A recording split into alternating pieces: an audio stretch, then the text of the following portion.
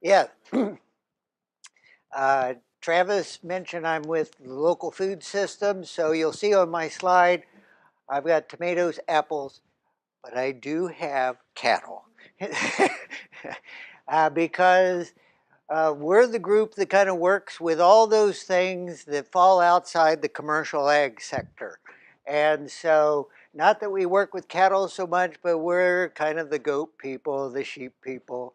We're the ones that people call up and they say, I'd like to raise ginger. How do you raise ginger in central Illinois? And you go, okay.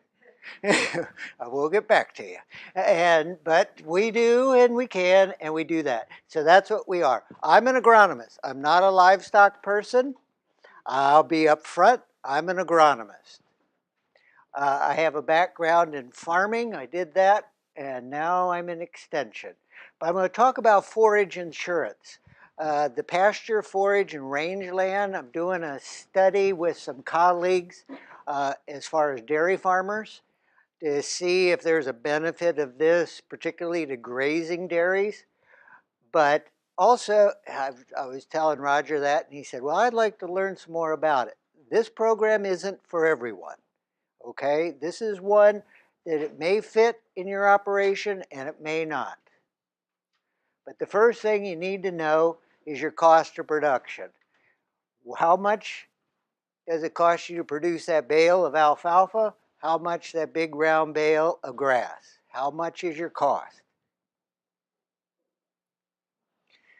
Then we've got this pasture rangeland support tool. You go to it, just Google it. If you're interested in it, you Google it, it pops right up. This is an interesting program. This is an interesting program because it's a rainfall index based insurance. You are not paid, it's not like other crop insurances where you're based on your lack of production or your lack of income from that production. This is based on whether it rains or not. And so it's kind of, and you can go in and you can look, it'll give you, and you are placed in a grid.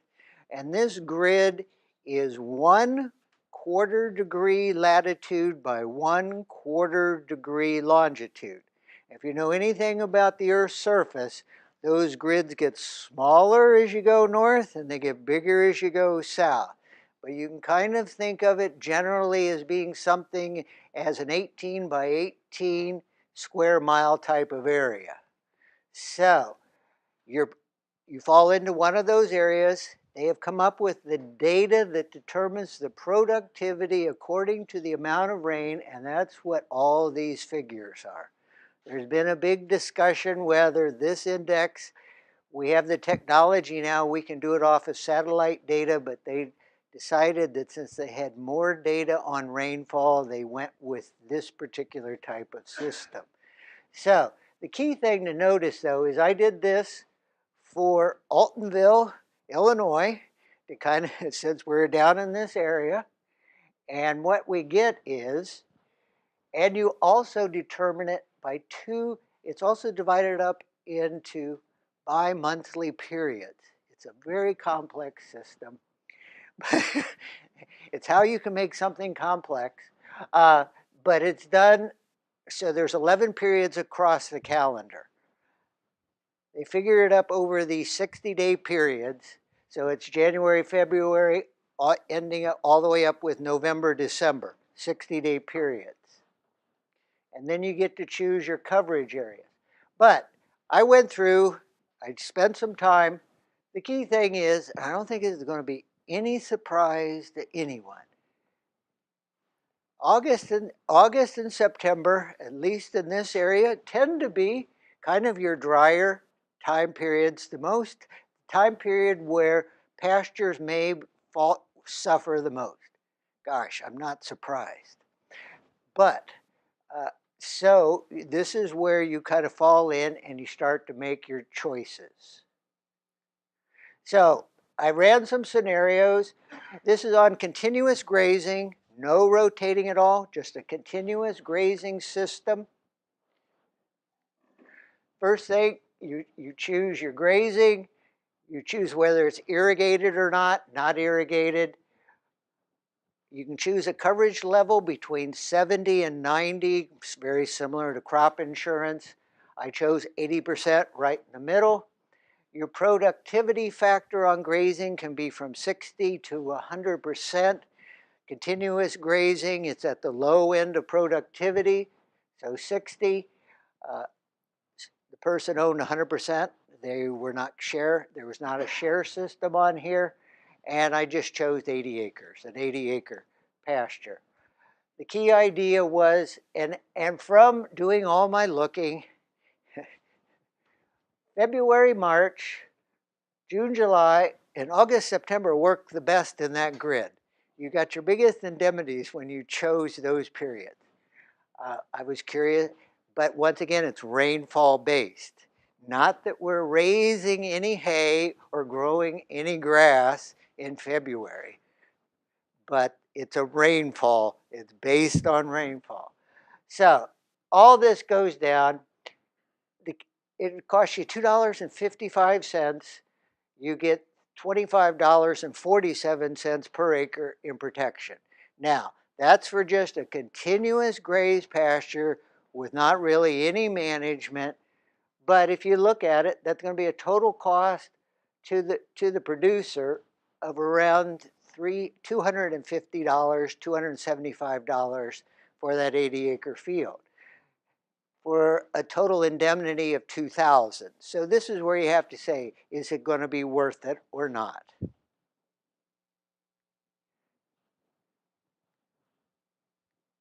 So next, rotating. This is a simple rotation, basically a 5 to 7 day rotation, once a week kind of a rotation. Productivity factor up towards more the capacity of the pasture. And so once again, but because we're increased that productivity, the insurance has gone up by about $1.70. The indemnity is up over $40 an acre, and your total coverage for that 80 acres is up to about $3,300, $3,400. If there would be a drought, any kind of low precipitation in during the summer. If it happened later than that, you don't get anything. It's all about betting on the rainfall lottery. So, a haying scenario. This changes everything. Haying is considered to be a higher investment type of situation, so your insurance is higher. Irrigated versus non-irrigated. If you use irrigation, your premium is very low. But then you have to question, why would I buy rainfall-based insurance if I have irrigation? I guess I pose that question to you. Why would you do that?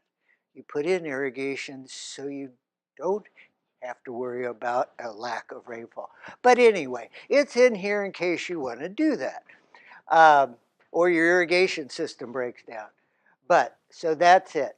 Now then, for non-irrigated, this is a premium. For irrigated, the premium is $2, a little over $2. For non-irrigated hay, it's almost $11. So a tremendous difference in the risk. But your indemnity then goes up to $11,000 for that whole field. So if you were in a contracting type situation and you might be short on hay or you contracted almost everything you produce, this could be a way to help you out. Now then, if you're doing good management on your hay, or let's see, oops, oh, it didn't move. There it is, now it moved. Okay, now you're doing a better management on your haying. It's now your primary, it's one of your main priorities. It doesn't come after corn. Your productivity is up to where you're getting good productivity. You may not be the best, you may not be 150% productivity, but once again, this idea is the premiums keep going up and they keep getting higher. So, what does this all come down to? It's a great policy. It can be a great policy.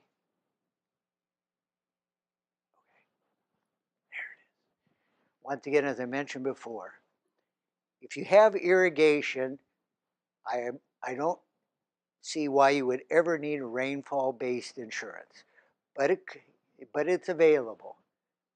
But if you're thinking about this, if forage is a priority in your farming operation,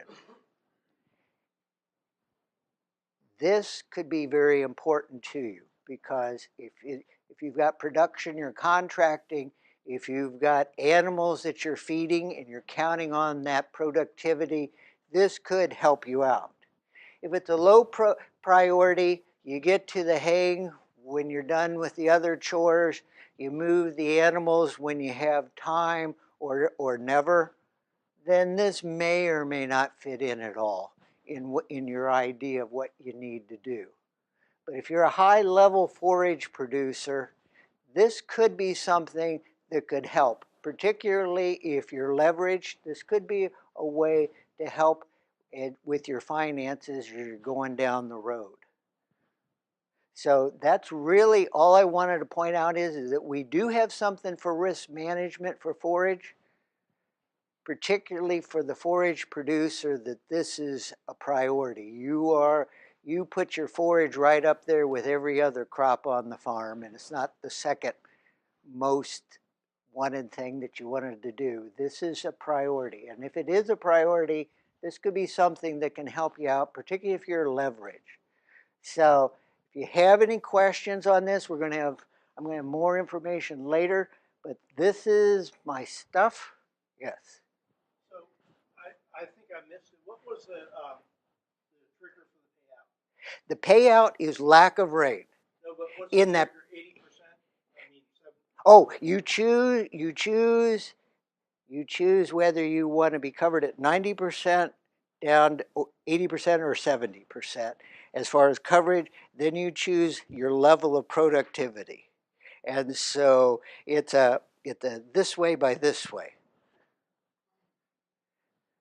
Much like crop insurance. Crop insurance is done the very similar way.